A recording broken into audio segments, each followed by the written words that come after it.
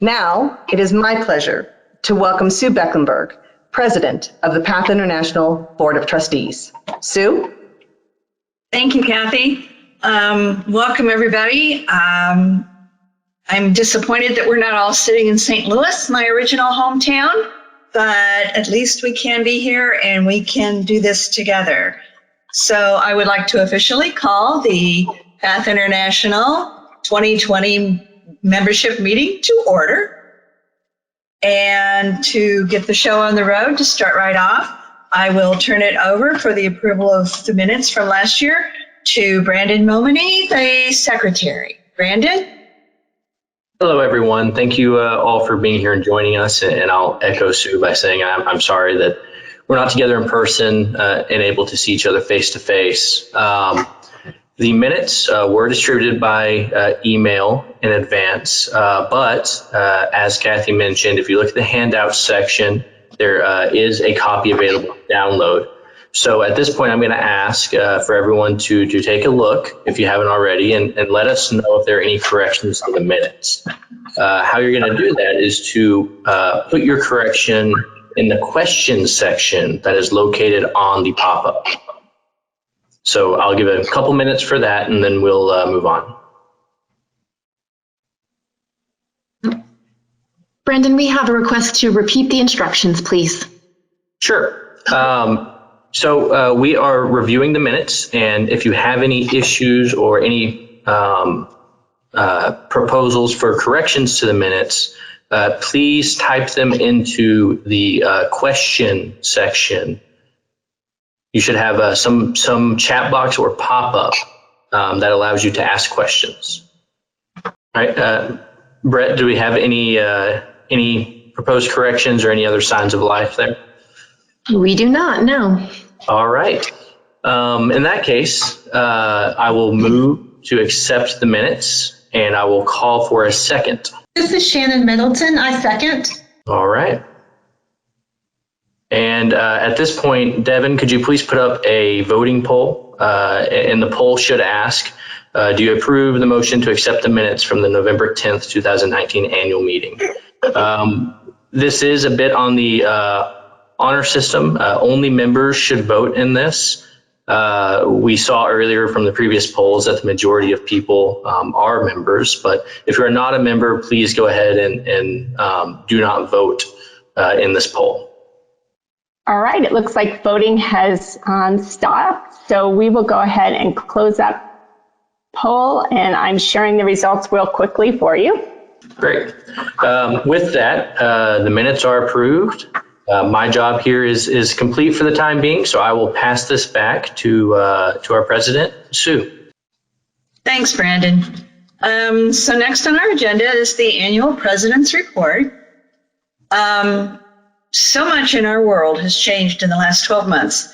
It's really hard to believe that it's only been a year since our last annual meeting. It seems to me like it's been a lot longer since I've been able to see anybody face to face. So much of our lives have been focused on how to deal with the pandemic and how to deal with virus. It's been really hard to think about much else.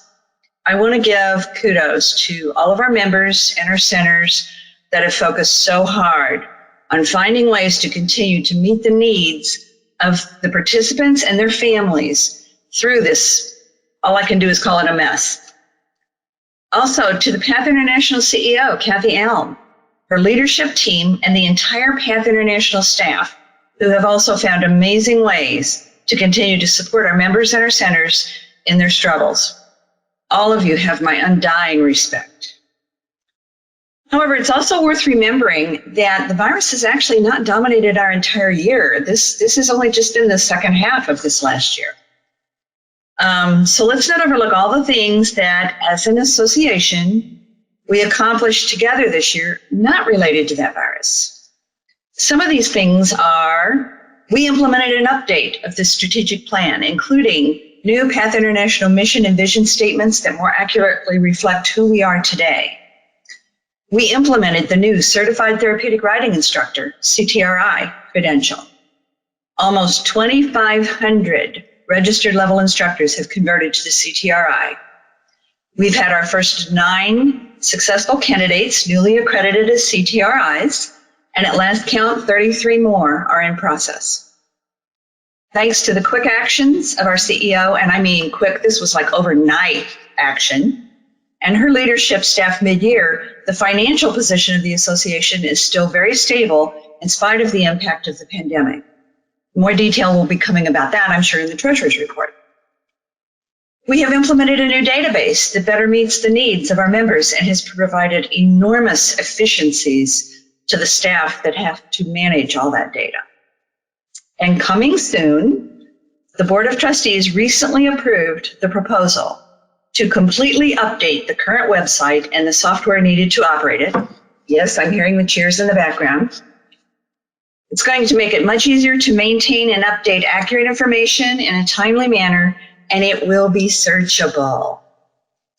So all things considered, it's been a very challenging year and a year we can all be really proud of. I am personally so proud to be part of an association that continually, no matter what the difficulty, no matter how many viruses you want to throw at us, we always strive to be better.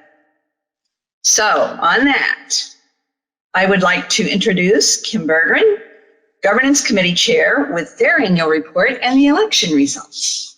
Sue, you were going to do the President's Award first. Oh, we're going to do the President's Award right away. Okay. I'm sorry. Thank you. Sorry about that. Sorry. I get to do something fun. This is the best part of my whole year, I've got to tell you. And the only way it could be any better would be if we could all be there in person. The President's Award is decided upon and given by the Board of Trustees President to an individual or a group of individuals who have, with enthusiasm and dedication, supported the President and endeavored to bring about the success of the association's strategic initiatives. I cannot think of anyone that fits that description better than this year's awardee, and I truly regret that we cannot be on the stage together to share the box of Kleenex. I am so proud to be able to name Julie Broadway to this year's award.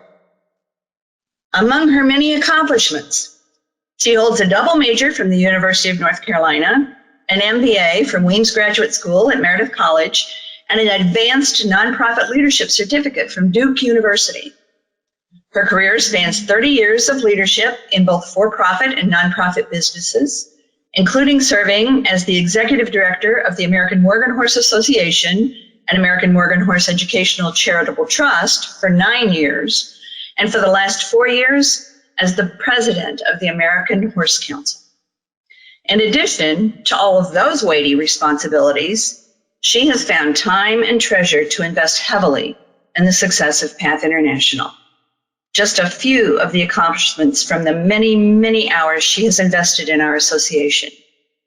She served as the chair of the PATH International Marketing and Development Committee and as president of the PATH International Board of Trustees.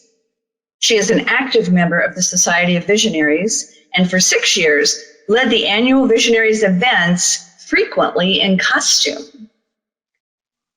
She provided leadership and oversight for the development of the PATH International Strategic Plan as a board member, and most recently led the update of the strategic plan as a non-board member, which resulted in the current PATH International mission and vision statements.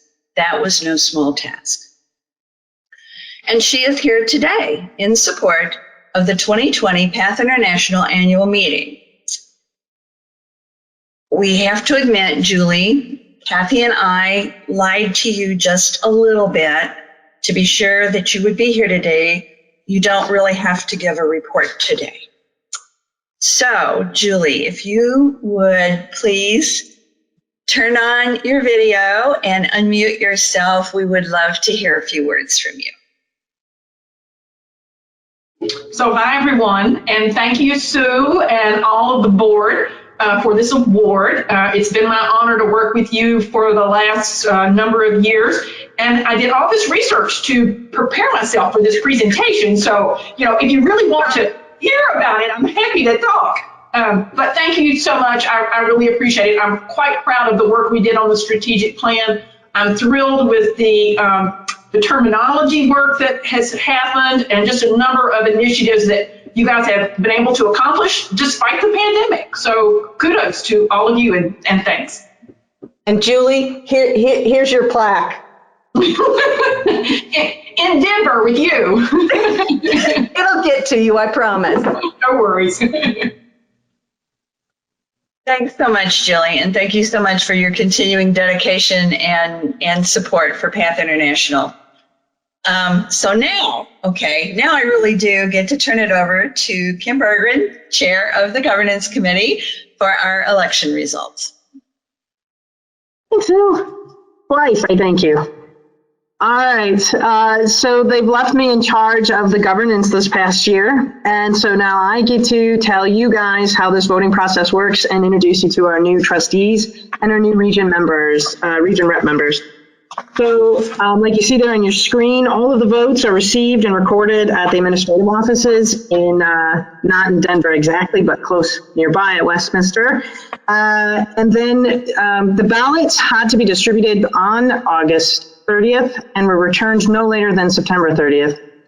At that point, Kathy Alm and two of the PATH International staff, Brandy Minardi, the receptionist member service rep, and Katie Clow, membership and education manager, reviewed the ballots count on October 1st. So they were a little bit faster than our current states. The results were certified to the existing and elected trustees and region representatives within 10 days of the count on October 1st. So much like our current election. So it is with great pleasure I get to introduce to you with all of that, Lynn Petter and Cliff Williamson, who are new to our Board of Trustees. Lynn is a familiar face for some of you. She is the executive director of Shangri-La Therapeutic Academy of Riding in Tennessee. She is also an advanced level instructor, lead site visitor for accreditation, and an equine specialist in mental health. So she's busy. And Lynn has helped with PATH International grow and thrive by serving on several of the work groups and task forces over the years.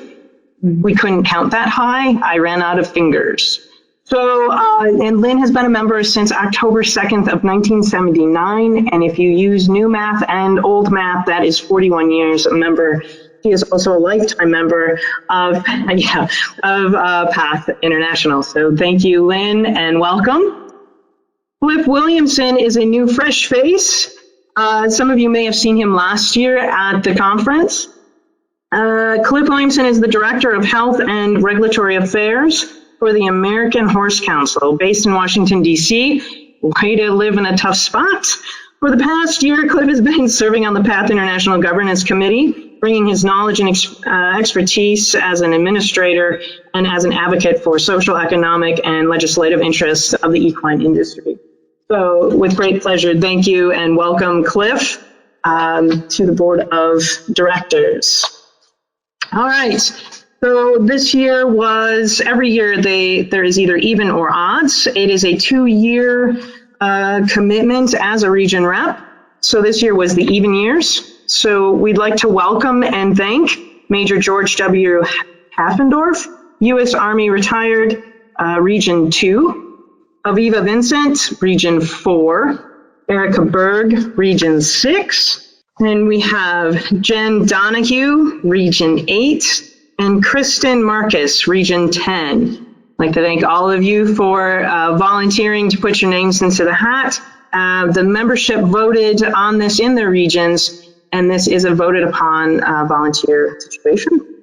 All right, so with all of that, I now get to introduce you to Ed for the Treasurer's Report. So good day, everyone, and thank you so much for that introduction, Kim. I am pleased to share with you the financial results of PATH International for this past fiscal period, and I'll go through that in a minute. Been in there for a while. I don't know if I'd eat them, you know. Saw that, sorry. Anyway, let me continue on here, and I am pleased to have this opportunity to present the financial results for you. First, let me just tell you it's been an honor to serve as your treasurer for this past year and for the future or the upcoming year. It's been a pleasure in terms of me getting an opportunity to learn a lot through this wonderful organization. Second, I'm hoping that everyone is keeping safe in these very challenging times for our country and our organization. But rest assured, Path International, through its fiscally sound policies and practices, is here to serve you and to maintain a strong financial position for you. It has been a very challenging 2020 for most of us, but because of our fiscal period and how it lands from July of one year to June of the next year, we weren't impacted as much by the pandemic. And quite frankly, through Kathy and her team, we're in a very strong position, as I will show you on the next slide, so which Kathy has so kindly put up. So each and every year we go through an audit, which is important to see how well we're doing, but even more importantly, to make sure that our financial numbers are accurate and properly reported. So I'm very pleased to announce that Altric advisors said there are no significant issues or errors within our financial results. So very, very good news. But more importantly, there are no significant deficiencies in our internal controls. Again, very strong results. You'll have the opportunity to look at our financial statements on our website, as well as in February, we'll post our 990. Now, our 990 is our tax return. Just like many of you have a tax return, a 1040 or whatever they call it these days, we have a net 990 that has a lot of great information, and I encourage everyone to take a look at that. Next slide, Kathy, please. So how do we do this period? Let me take you through our numbers, which quite frankly, given the challenges that we've gone through, as you may recall, we were transitioning to a new certification process, and the expectation was that we're going to lose members. And we did. As we went through that process, we went through a new tiered membership approach, and that's worked out better than we expected because more people were going to the higher tier levels, but the anticipated income we were going to get in from the new certification didn't really pan out because we had to kind of slow down the process. But our revenue, our net gain, because there are no income in nonprofit, actually increased to $87,000. That's a 9.1% increase from the previous fiscal period. So, and as I mentioned, our fiscal period goes from July of one year through June of the following year. So very, very good results. So now when you look at then our balance sheet, and our balance sheet is basically what we own in terms of assets, and many of you may own a house or have cash in the bank. Well, those are your assets, and then you may owe on a credit card or a mortgage. Well, those are your debt. When you look at ours, our total assets minus our liabilities, basically our net assets are at $1,476,980. So again, nice growth, nice position, and many of you may say, well, you know, those are a lot of reserves. But if you think about maintaining the operations, if you think about some of the things that you're now going to benefit from in terms of a redesigned website, new database that we've put in place, all those things need to run, they need to be maintained, and they need to be supported, and that's why these reserves are very important for us. Next slide, Kathy.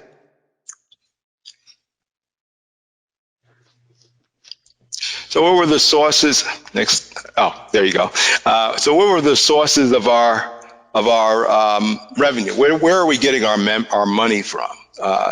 38%, nearly 40% is coming from you, our membership. Education, the classes and the programs that we design, many of them or all of them at this point are virtual, and thank you for attending those. That represents 24% of it. Our grant program, for the most part, Wounded Warriors and Veterans Administration, those will kind of pass through programs. So, the expense and the program typically offset each other. And we do get some in from our credentialing. Next slide, Kathy, please. So how are we spending our resources? So when you look at how we're spending our resources, more than 50% of that is really dedicated to our membership in the way of education, credentialing, and the different supports we have for our memberships, the Strive magazine, and many other marketing programs that we do for you.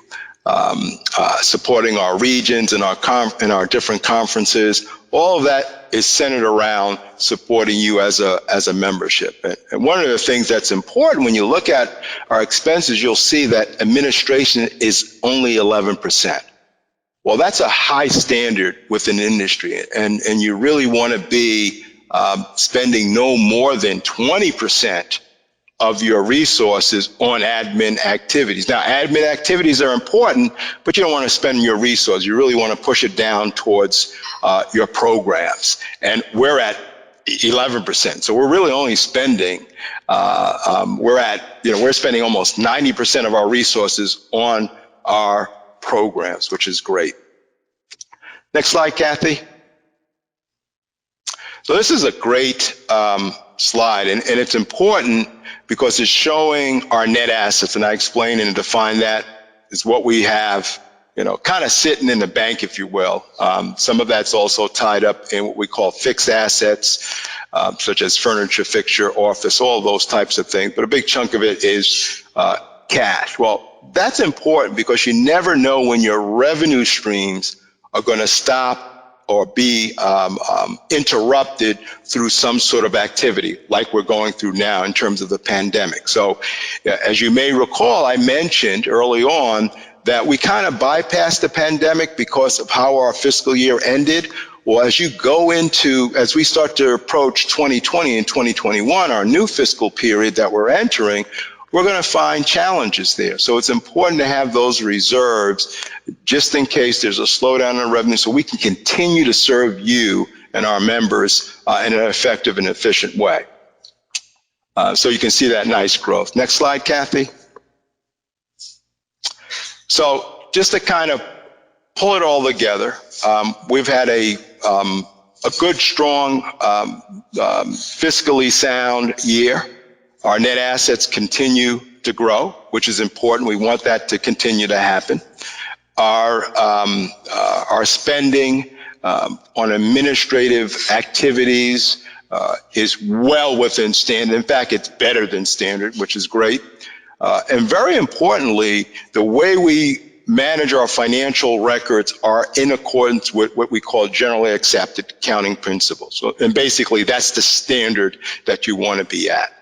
And then lastly, but very important in terms of how we govern and manage those resources, we have a very strong control environment, checks and balances to ensure that whatever we're sharing and whatever we're reporting is accurate. And our oversight is strong as well. So thank you again for being dedicated members. Thank you for giving me the opportunity to present the presentation to you today. And I'm going to turn over to our CEO, Kathy Young. Kathy? Thank you, Ed. Yeah. And thank you to all of the trustees who give of their time and experience to lead PATH International so effectively. Devin, I'm wondering if I can start my report with the poll that we originally were going to play a little earlier about if you could shrink yourself down to the correct height-weight ratio, what animal would you connect with and ride? Devin, Sure. Can we do that now? Yes, we can. I'm launching it right now.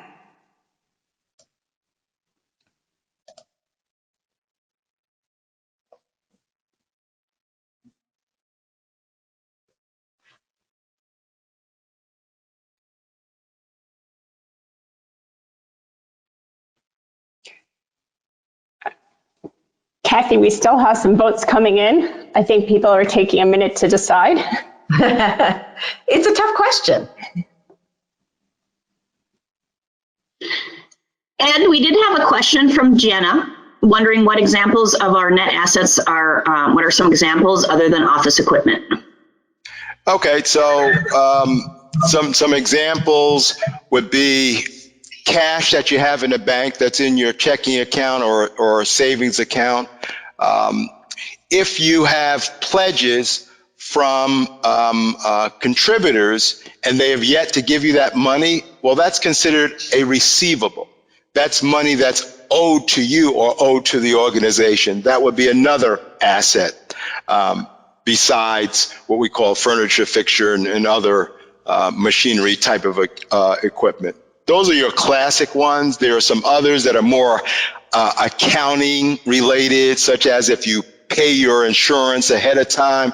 Well, since you have not used it, that's considered an asset until you use it, and it's called a prepaid expense. A big one is called deferrals, and that could be a liability as well when members pay their dues up front. Well, we've not earned it yet, so it's called deferred revenue, and that's a liability. So those are just some examples of items that are on the balance sheet that are assets and liabilities.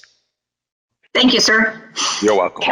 Kathy, it looks like the voting has stopped, so I'm going to go ahead and close the poll. And would you like me to share the results now?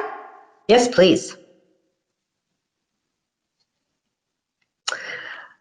So not entirely surprising, the majority of us, because I land in this group, would like to fly and connect with an eagle. I can only imagine what that view would be like.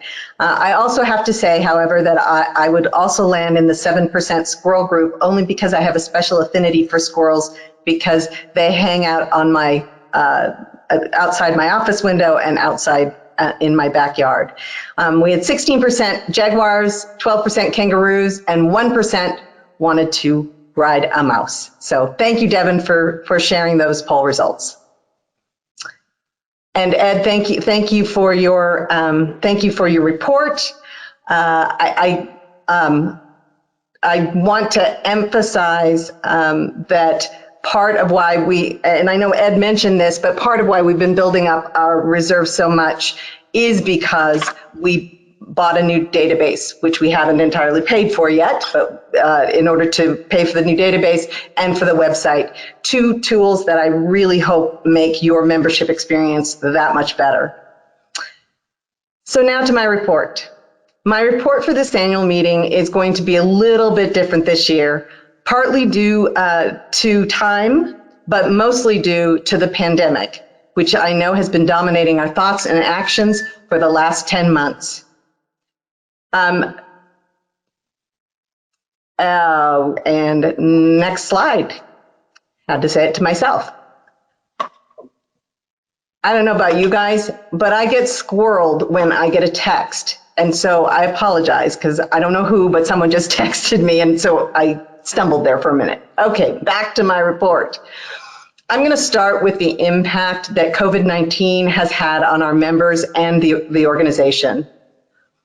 For starters, it quickly became and remains a top priority to consistently monitor mandates in Colorado, as well as the rest of the country, and the impact on the members and the organization. We continually assess this impact, and in order to try to support our members the best way we possibly could, we provided the following response. And I think this probably started in February, maybe March. A free COVID-19 focused bulletin to keep members up to date with pandemic information. As of this date, we have sent out 30 of those bulletins, plus 3 special communications. We've also provided 7 free webinars to date. An example is COVID-19 impact, navigating the present and planning for the future for your center and participants, resuming services strategically and safely, and approaching the future with mindful intention, and window of tolerance, knowing when self-care is critical. The important point for any of you that missed any of these bulletins or missed any of these free webinars is you can find them on our website. Just click on the COVID-19 resources banner on the right side of the front page of the website. We have provided education discounts. We have provided education discounts to support PATH International members during the pandemic lockdown. All previously recorded webinars and past year conference recordings were discounted 50%, and the 2020 PATH International virtual conference was discounted by almost $70. Center renewals. We extended the center renewal grace period. The grace period for center membership was extended by 2 months. In addition to the extension, centers who renew prior to December 31st, 2020 will be able to keep their original join date. Centers were also encouraged to take advantage of the payment plans offered for center renewals. We deferred accreditation. Premier accredited center members with a lapse date between April 1st, 2020 and June 30th, 2021 were given a 1-year extension to their lapse date. In addition, the accreditation for the 2021 renewal cycle will be discounted. As you may have guessed from the list I have gone through so far about our response, we are aware of the potential financial impact to our centers and our individuals of this pandemic. The Writing Certification Subcommittee developed parameters by which registered therapeutic writing instructor candidates who have met specific eligibility requirements can test initial certification via video. In the certification subcommittees have conducted monthly assessments of acceptable amendments to certification processes and procedures. We have 50%, we gave 50% off the certification maintenance fee between April and May 31st, and we added an additional testing window for CTR certification candidates in June 2020. The Credentialing Council extended registered TRI certification program from December 31st to June 30th. December 31st, 2020 to June 30th, 2021. The Credentialing Council also extended the transition deadline for CTRI credential from December 31st, 2020 to June 30th, 2021. We've been granting 3 to 6 month extensions on registered therapeutic writing instructor applications, IT letters, and video resubmissions. All IT letters issued January 1st, 2019, and later extended to be valid, they were later extended to be valid through June 30th, 2021. The board voted to increase the number of participant scholarships to hand out. Typically, we hand out somewhere between 5,000 and 7,000 a year. This year, the board voted to have 2 rounds of scholarships handed out, 2 rounds of $10,000 apiece.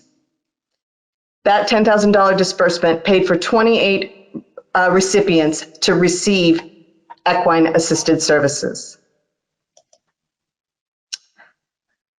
For PATH International, as an organization, I am really proud of the staff because they stepped up to the challenge of serving the members and credentialed professionals in a very different landscape. We secured a Paycheck Protection Program loan, which provided the financial breathing space to retain staff and learn to work in a different way. Within a week, and just before it was mandated here in Colorado, Carrie Garnett ensured that all staff had the technology necessary to allow them to answer phones, respond to email, and work on projects from home. Staff has embraced this technology and made a seamless transition to serving members and credentialed professionals from their homes rather than the office. We moved to virtual meetings, which wasn't that difficult since so many of our meetings were virtual in the first place. But we had to learn how to do virtual retreats and all staff meetings using Zoom instead of sharing a conference room. I definitely miss the face-to-face. I miss the staff interaction. I miss seeing all of you, our members, and interacting with you. But I'm very grateful for everyone's flexibility and commitment. We have started to gradually reopen the office as mandates were changed. I am in my office today, for example. However, we are still limited to only 5 people in the office at one time. And for safety's sake, we typically only have 2 or 3. Hopefully, you wouldn't even know that because our staff is so good at working from home now, and the phone system, knock on wood, has worked so well that they are able to get your calls at home rather than in the office. Staff safely and effectively serving the members and credentialed professionals are our priorities. So this Wordle, we have done 2 surveys to assess the impact on Path International centers and individuals, the impact of the pandemic, and we've done 2 surveys. And I want to thank everyone that participated in the survey work to help provide a snapshot of what's going on for all of you. The word cloud shown here is comprised of the most used words in the open-ended questions you answered. The bottom line, no, you're not alone. There were encouraging trends in the data, with most centers offering services at some level and individuals returning to the payroll at their centers. No surprise, and happily, we can report the biggest uptick came from centers who in April reported less than 1% providing full services. In August, that number had grown to 15%. I know that doesn't seem like very great, but we were appreciative to see the trend and know how many of the centers adapted in this crazy time of the pandemic. 84% of centers reported suspending services in April, but that number has now dropped to only 15%.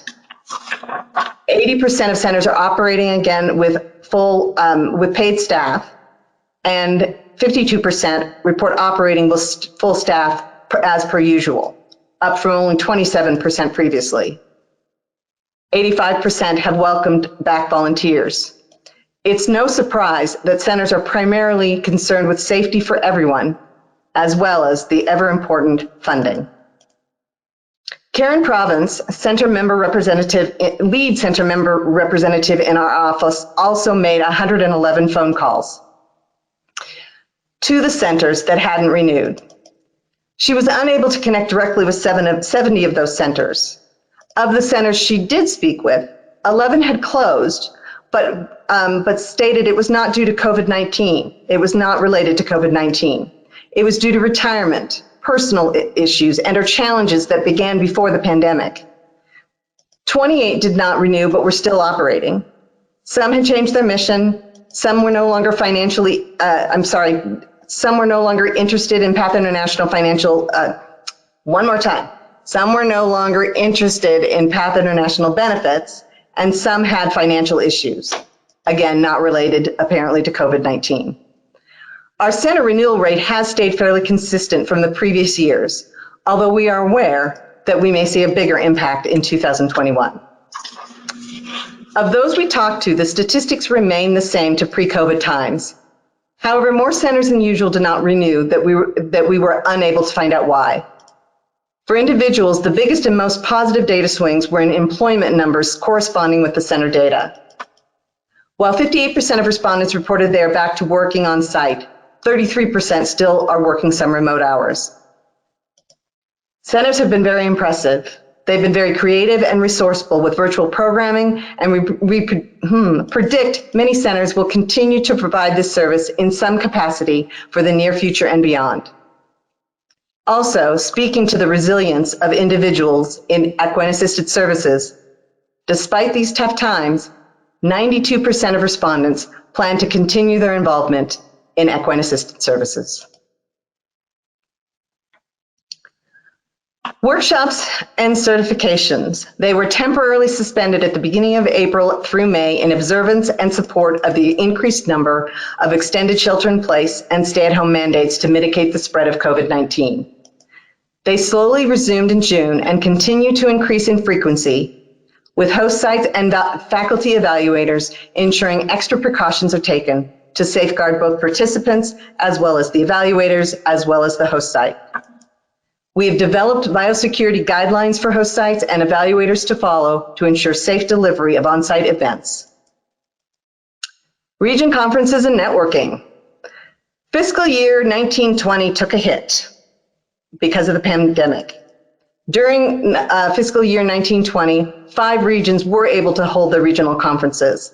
5 regions had to cancel, and 1 region held state meetings. They may have been virtual. I'm sorry, I don't remember. Fiscal year 2021, so far, 2 have canceled, 2 have switched to virtual, 1 is holding state meetings, 3 are undecided, and 3 are still scheduled. All this is subject to change due to the pandemic. We gave each region a Zoom account in order to facilitate the virtual networking, in order to keep everybody safe. To date, regions have held over 70 networking events to stay connected. The international conference, the 2021 conference, will be held Thursday, October 14th to Saturday, October 16th in Concord, Charlotte, North Carolina at the Embassy Suites, Charlotte Concord Golf Resort and Spa. At this point, our intention is to hold an in-person event if it is safe, or see what we need to modify because we miss all of you. We would really like to see you. And Devin, because of time, I'm going to skip the next poll. At this point, I would like to bring up, we're going to have 2 verbal committee reports. Don't forget that the written committee reports are downloadable in the handout section. And I would first like to bring Ed Milford back up to talk a little bit about our racial diversity, equity, and inclusion work group. Ed? Sure. Thank you, Kathy. So, our organization needs to be more diverse, more inclusive, and to that end, we've created a work group, a very highly credentialed in terms of background, in terms of diversity, in terms of even education and academia, that we've assembled to look at ways of creating a more inclusive and diverse Path International organization. I don't know, Kathy, if you have the slide on of all those individuals who have volunteered to participate.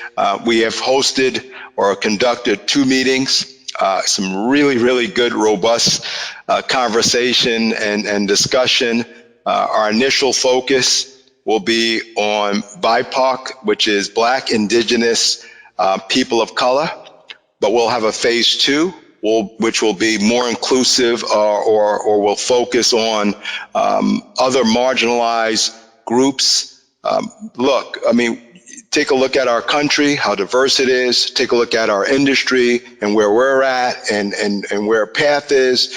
And, you know, we need to start to address this, and that's going to be the focus of our work group. So it's not going to be something that's going to end today. It's going to be an ongoing with the support and approval of the board. So thank you, Kathy. Thank you, Ed. And now I would like to bring up Shannon Middleton, our Membership Outreach Committee Chair, to give their report. Shannon?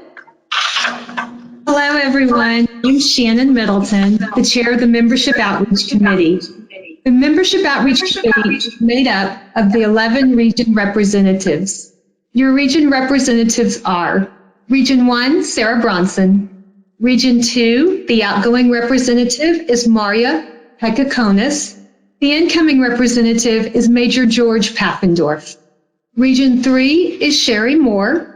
Region 4, the outgoing rep is Tam Homnick, and the incoming rep is Aviva Vincent. Region 5, Peggy Noon. Region 6, Erica Berg. Region 7, Dion Newton. Region 8, Jen Donahue. Region 9, Teresa Braun. Region 10, Kristen Marcus. And Region 11, Caitlin Seward. The region representatives and their region leadership teams have been very active this year, especially helping our members and center members in response to COVID. While most serve in leadership positions at their own centers, they have worked tirelessly to serve and help their region's membership during this uncertain and ever-changing time. Typically, one of our areas of focus is educating the general public about Path International, its members and centers, and equine-assisted services. While some regions were able to represent PATH International at booths, at local events, and through local events and newspapers, most were impacted by the limitations caused by COVID-19. 26 state meetings were held, offering educational opportunities and/or networking to our members. Many of these were held virtually. Besides reaching out to PATH International member centers over 2,300 times through emails and phone calls, the region leadership teams have been using social media and increasing their presence on social networking platforms. Facebook posts are the most common way of reaching out to members. They have also started having Zoom meetings to connect with members. Some of these gatherings are occurring monthly and some even weekly. They are meeting both as regions and as states. Some are formal presentations and some are open discussions. Think of topics have ranged from education to fundraising to reopening.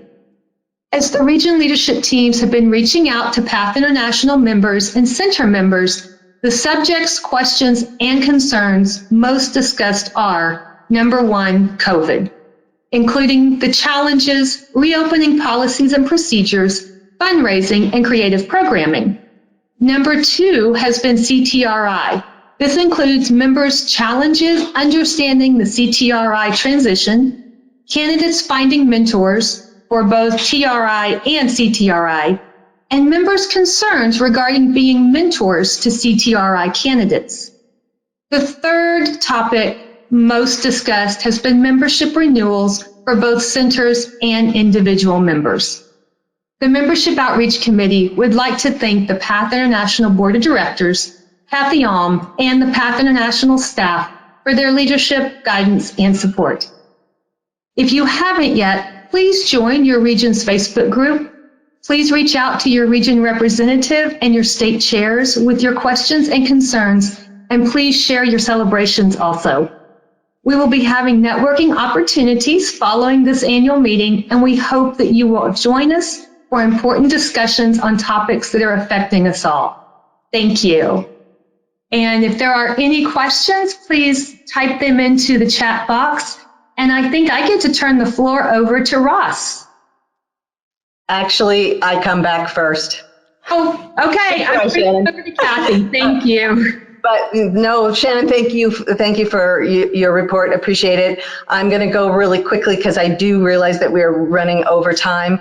I just want to highlight real quickly what PATH International is focused on for the future, and that is to remain membership centric, making sure that we are providing what the membership needs, that we are continuing to monitor and provide a pandemic response that is supportive to the membership, that we will continue to do scenario planning for the health and well-being of the organization, and that we will be following our strategic plan, just not as quickly as we might have without a pandemic. And now I am happy to bring Ross Braun onto the stage, so to speak, to talk about our Board of Trustees officers. All right, thank you. We'll keep moving here. So as immediate past president, it's been my responsibility to convene a nominating committee and propose a slate of officers for approval by the full Board of Trustees. The bylaws also state the committee should include a trustee who is not eligible to serve as an officer due to term limits or who is not interested in an officer position. So outgoing trustee Patty Coyle generously accepted the request to serve in that position. And as CEO, Kathy Alm serves on the committee as a non-voting member. The committee also consulted with the president and a number of other trustees. And so at our September board meeting, trustees elected the following officers. Sue Becklenberg will serve a second year as president. Ed Milford, another year as treasurer and also as chair of our finance committee. Robin Kruger will be our secretary.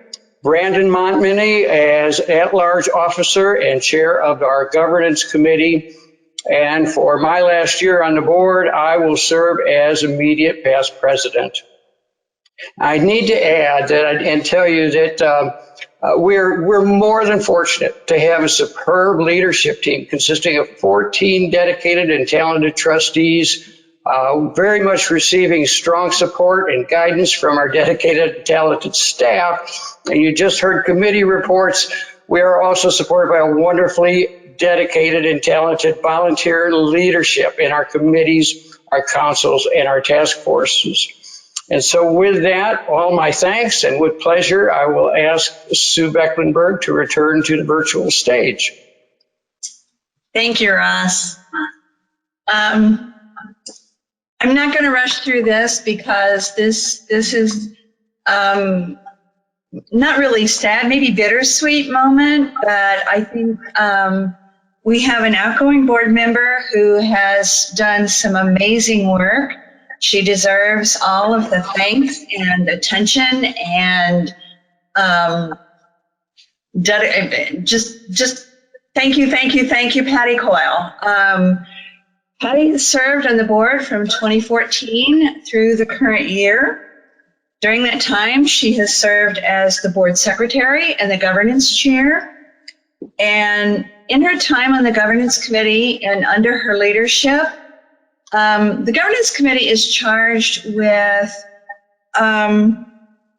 making sure that the board itself is focused on the correct things and doing things in a correct and appropriate manner. They are our guiding light. And to that, Patty has been instrumental in creating and refining the processes and policies that keep us on track. Notable, the last few years is an entirely new trustee orientation plan, and that includes when new trustees come on the board, they have an advancement and a mentoring plan. We have mentors for our new members, and that's just some of what she's done most recently. So, Patty, I wish I could hand you a plaque and give you a hug. Kathy's got your plaque. You'll have to arm wrestle her to get it away, I guess. We'll get it to you, Patty. You're going to be so missed, and we are so grateful for what you have done for the board and for Path International. Well, thank you. It has been such a pleasure and an educational experience as well to serve on this board. And just, I have a very special place in my heart for each and every one of you. And it's just been valuable friendships that have developed over these years. And I will miss you, but I'm sure I'll see you. So. Oh yeah, Patty, we're not letting you get very far away. Thank you. Okay, so with that, we are to the point in the agenda to ask if there is any other business. If you have other business you would like to bring up, type it into the question area, and Brett or Marcia can let us know if there's other business we need to address.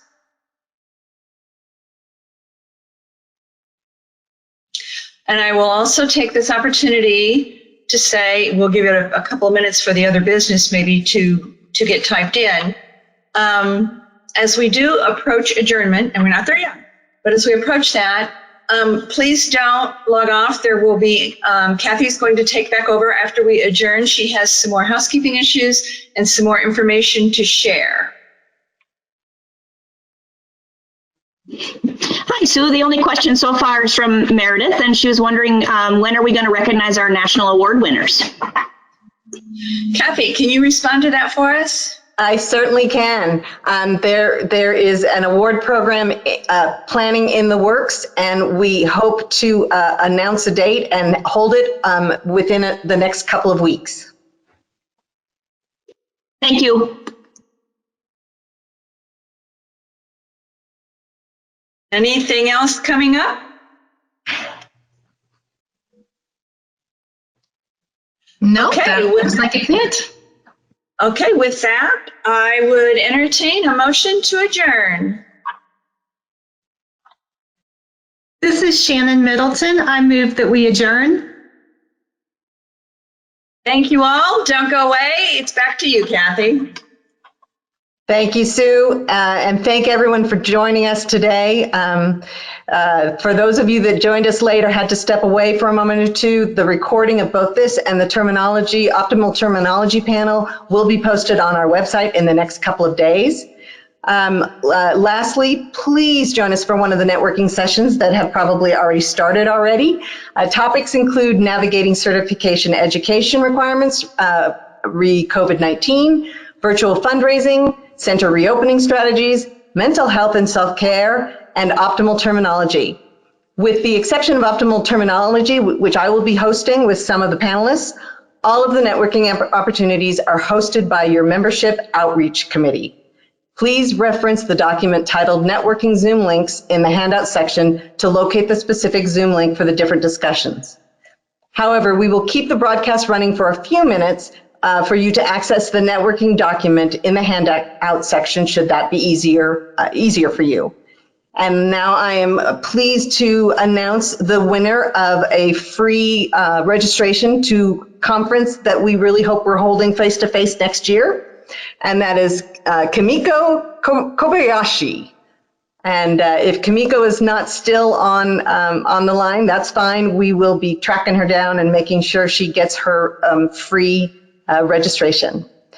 So on behalf of PATH International, the board, the staff, the hundreds of volunteers that work on behalf of all of you and each other, I want to thank you for joining us today. And boy, I look forward to seeing you in person sometime. But in the meantime, I look forward to connecting with you virtually. Thank you all.